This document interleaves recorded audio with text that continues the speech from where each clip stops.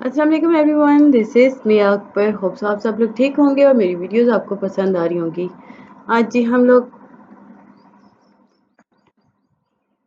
EDU 407 का lecture 24 करने जा रहे हैं। उम्मीद है कि आपको पिछला लेक्चर समझ आ चुका होगा। लेक्चर 24 है आपके पास रिसर्च डिज़ाइन और strategies of inquiry. Last lecture में यानी लास्ट मॉड्यूल में हम पढ़ रहे थे क्वांटिटेटिव रिसर्च डिज़ाइन और क्वालिटेटिव रिसर्च डिज़ाइन को। इस लेक्चर में हम बात करेंगे मिक्स्ड क्वालिटेटिव रिसर्च अप्रोचेस को।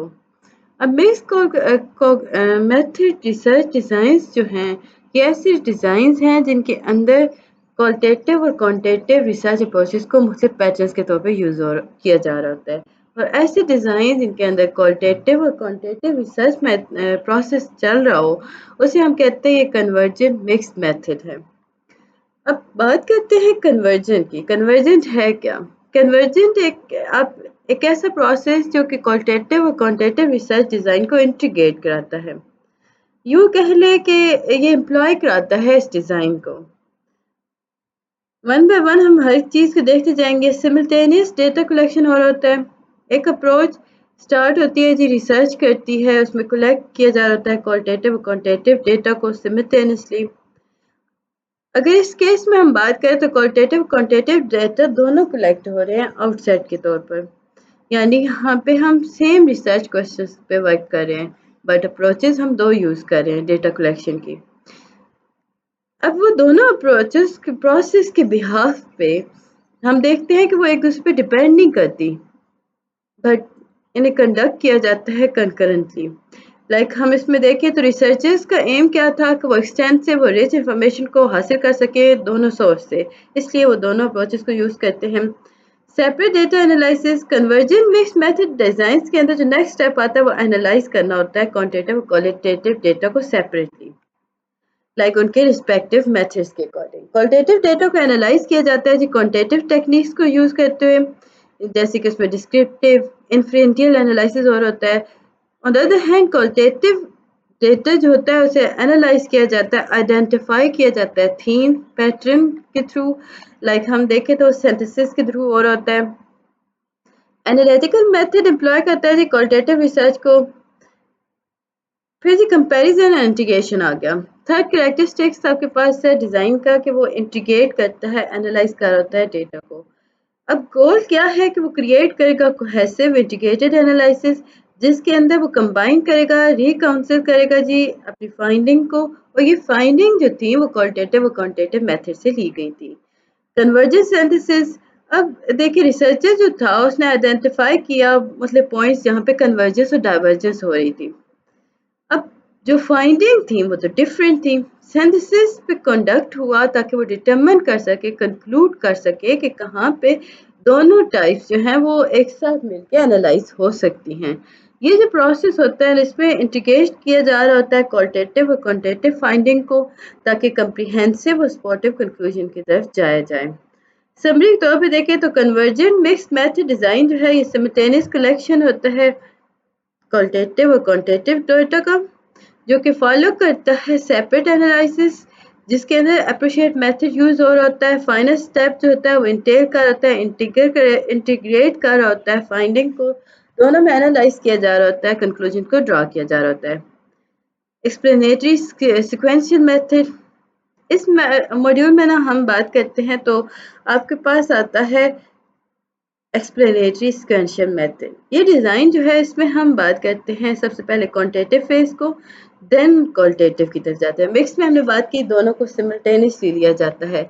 ऑन द अदर है सीक्वेंस, क्योंकि sequential method explanatory sequential method है, सीक्वेंस में हम चलेंगे।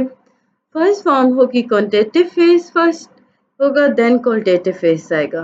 ये जो टर्म एक्सप्लेनेटरी है इसका मतलब ये हुआ कि ये डिस्क्राइब करेगा क्वालिटेटिव फेज को, जिसकी वजह से आप एक्सप्लेन कर पाओगे क्वांटिटेटिव फाइंडिंग को।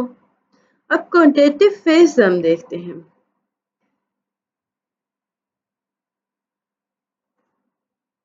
हमने बात की एक्सप्लेनेटरी सिक्वेंशियल मेथड की, तो रिसर्चर जो थे वो उन्होंने स्टार्ट किया, कंप्लीट किया क्वांटिटेटिव फेज को। रिसर्च के ड्यूरिंग दिस फेज डेटा को उसने कलेक्ट किया एक लार्ज सैंपल पर, जिसका मतलब ये था कि वो कलेक्ट कर रहा है डेटा को ताकि वो एनालाइज कर सके, और ये जो एनालाइज होगा ये क्वांटिटेटिव वे में होगा। इसका मतलब ये हुआ कि स्टैटिस्टिकल एनालिसिस जो थे वो डिटरमिन करते हैं डिफरेंस, रिलेशनशिप और डिस्क्रिप्टिव इंफॉर्मेशन को।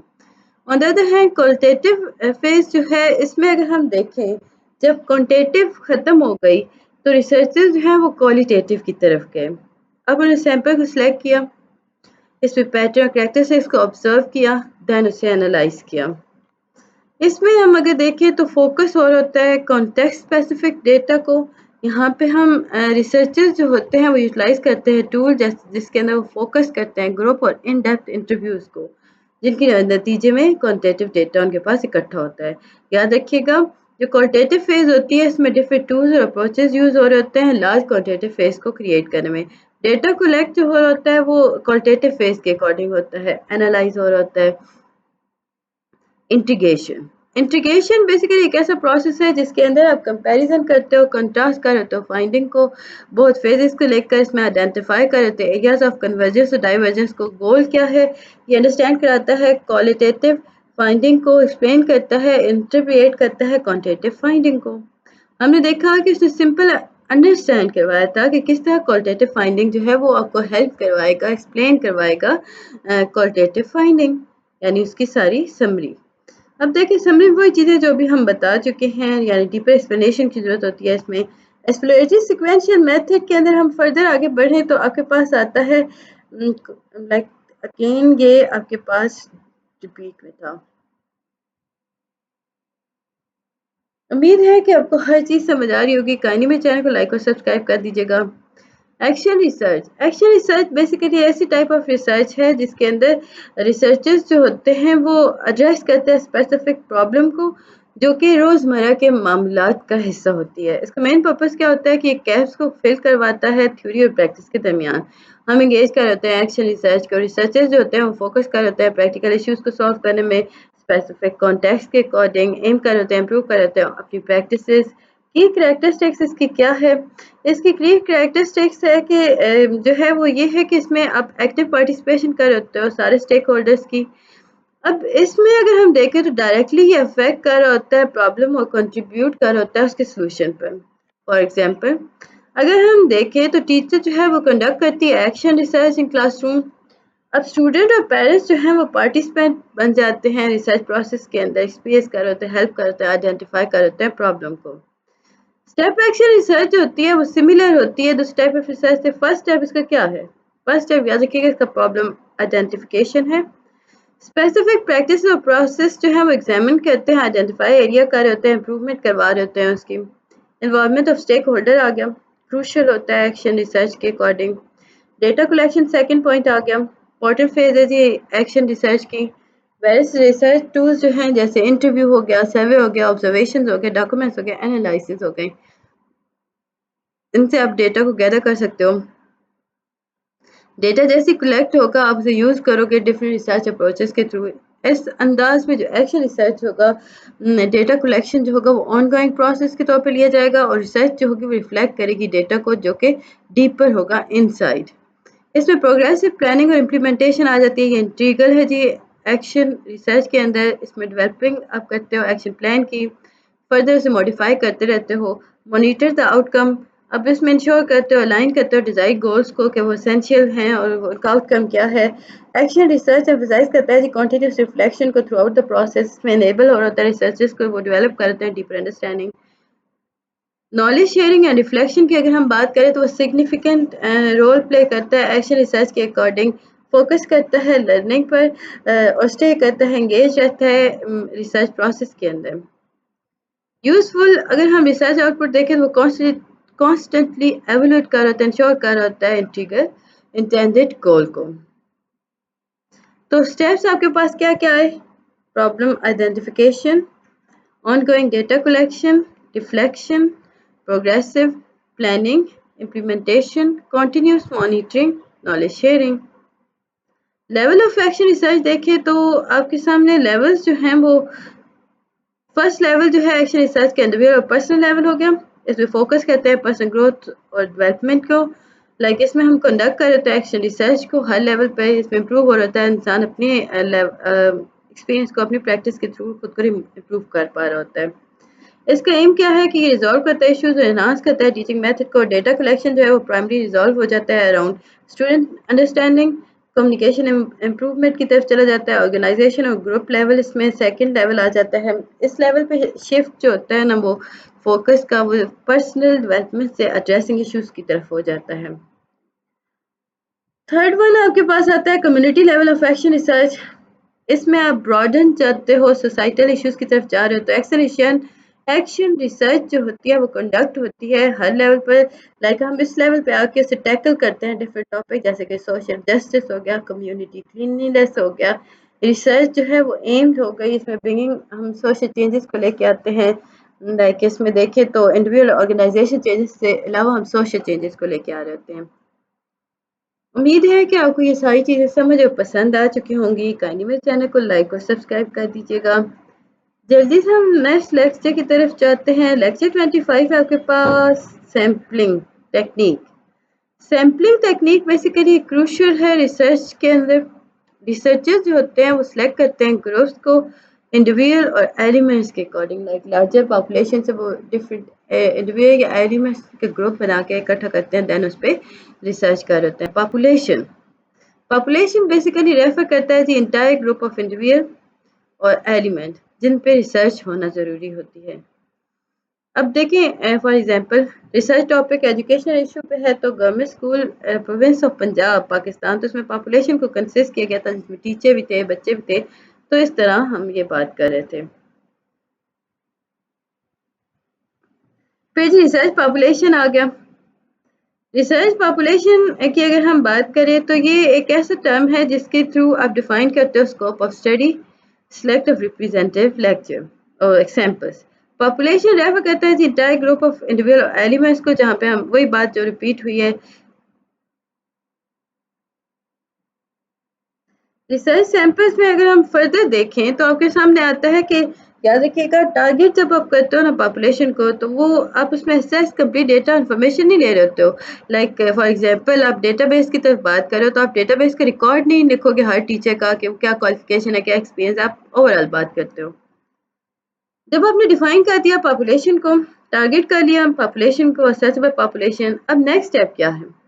सिलेक्ट करेंगे सैंपल जो कि असेसेबल पॉपुलेशन के अकॉर्डिंग होगा। ये सैंपल जो होगा ये स्मॉलर ग्रुप ऑफ इंडिविजुअल का होगा जिसके अंदर आप स्टडी और कलेक्ट डेटा करोगे। साइज देखोगे सैंपल का, टिपिकली स्मॉलर रखोगे। ये सैंपल जो होगा ये आपके टारगेटेड पॉपुलेशन से ज़रा कम होगा। अब यहाँ पे meaningful conclusions, sufficient meaningful conclusions यहाँ पे निकालोगे। जब आप निकाल लेते हो, सिलेक्ट कर लेते हो ना सैंपल को, तो आप प्रिंसिपल्स की तरफ जाते हो। गुड सैंपल जो है वो रिप्रेजेंट करता है पॉपुलेशन और टारगेट पॉपुलेशंस को। इसका मतलब ये हुआ कि सैंपल को रिफ्लेक्ट करना चाहिए हर उस कैरेक्टरिस्टिक डाइवर्सिटी को जो कि लार्जर ग्रुप में पाई जाती है। अगर पॉपुलेशन कंसिस्ट कर रही है मेल और फीमेल टीचर्स की सर्टेन प्रोपोर्शन के अकॉर्डिंग, तो सैंपल को भी सिमिलर प्रोपोर्शन मेल और फीमेल टीचर्स का होना बहुत ज़्यादा ज़रूरी है। फर्दर मोर अगर हम बात करें तो साइज ऑफ सैंपल जो है वो उसमें हम देखें तो वो एजुकेट होता है, उसमें इंश्योर कराया जाता है, रिलायबल देखा जाता है, वैलिड कंक्लूजन आया उसमें है या नहीं। जनरल यहाँ पे अगर हम देखें तो सैंपल को जनरलाइजेबिलिटी की तरफ ले जाया जाता है। सैंपल जो होता है वो ऐसे कैरेक्टरिस्टिक्स को पोजेस करता है जिसके अंदर आप फाइंडिंग देखते हो, एप्लीकेबल देख रहे होते हो कि वो फाइंडिंग ब्रॉडर पॉपुलेशन पे एप्लीकेबल हैं या नहीं। पॉपुलेशन रिप्रेजेंट करता है the entire group of individual को और एलिमेंट्स ऑफ इंटरेस्ट को रिसर्च स्टडी के अंदर। टारगेट पॉपुलेशन क्या है? टारगेट पॉपुलेशन बेसिकली सब सर्टेन पॉपुलेशन के जो specific criteria relevant to the research objective की बात करते हैं। असेसेबल पॉपुलेशन रेफर करता है इंडिविजुअल्स को जहाँ पे टारगेट आप कर होते हो पॉपुलेशन की, जिनके थ्रू आप डेटा को असेस करोगे। उम्मीद है कि आपको ये चीज़ें समझ आ रही होंगी और आप लोगों ने अभी तक मेरे चैनल को सब्सक्राइब कर दिया होगा। प्रोबेबिलिटी रैंडम सैम्पलिंग टेक्निक, दो ब्रॉड कैटेगरीज हैं आपके पास सैम्पलिंग टेक्निक की, दैट वाज रैंडम सैम्पलिंग और नॉन रैंडम सैम्पलिंग, जिन्हें हम कहते हैं प्रोबेबिलिटी सैम्पलिंग। रैंडम सैम्पलिंग जो है ये इंश्योर करता है सैंपल्स को जो कि अनबाइस्ड होते हैं, वो रिप्रेजेंट करते हैं पॉपुलेशन को। फोर मेजर टाइप्स हैं जी रैंडम सैम्पलिंग की, याद रखिएगा इसकी फोर मेजर टाइप्स हैं रैंडम सैम्पलिंग की। जिसमें सिंपल रैंडम सैम्पलिंग आ गया, स्ट्रैटिफाइड रैंडम सैम्पलिंग आ गया, क्लस्टर रैंडम सैम्पलिंग आ गया, multi stage random sampling. Simplify concept, multi stage random sampling, ये सारे के सारे जो हैं ये डिस्ट्रिक्ट टाइप ऑफ सैम्पलिंग को कंसिडर नहीं करवाते। इसमें हम देखें तो यह कंबाइन किए जाते हैं डिफरेंट मेथड सिक्वेंशियल मैनर्स के अंदर। फॉर एग्जांपल अगर हम बात करें तो आप स्टैटिकल एनालिसिस की तरफ जा रहे होते हो, तो एक स्टेज पे आपने एनालाइज किया, आपने क्लस्टर एनुमरेशंस को फॉलो किया नेक्स्ट स्टेज पे जाने के लिए, तो ये मेथड जो था ये आपके पास सेम सैम्पलिंग प्रोसीजर की वजह से हुआ ना, तो हम मल्टी स्टेज रैंडम सैम्पलिंग को इससे रेफर कर देते हैं। Simple random sampling, simple random sampling ये एक ऐसा कॉन्सेप्ट है जहाँ पे रैंडमनेस जो है वो शो कराता है प्रोबेबिलिटी, जिसके थ्रू इंडिविजुअल जो है वो इक्वली सेलेक्ट किए जा रहे होते हैं, एलुस्ट्रेट किए जा रहे होते हैं। इमेजिन हो रहा होता है ग्रुप ऑफ पीपल्स को वो डेप्रिसिएट करते हैं डिफरेंट कलर। फॉर एग्जांपल हमने बात की एक ग्रुप ऑफ पीपल है, वहाँ पे हम देखें तो लोग जो हैं वो डिफरेंट कलर्स के हैं, लाइक डेफिसिट कर रहे हैं वो डिफरेंट कलर, कोई वाइट है, कोई ब्लैक है, कोई ब्राउन है, इस तरह के हैं। इवन दे आर इंडिविजुअल की अगर हम बात करें तो सैम्पलिंग में ड्रेस डिफरेंट हो सकते हैं, बास्केट हैं अगर उनके पास, रैंडम हमने 10 बास्केट्स नहीं, बास्केट्स की शेप कलर्स कुछ भी डिफरेंट हो सकता है। तो ये सिंपल रैंडम सैम्पलिंग टेक्निक थी। फर्दर इसमें आपके पास आता है जी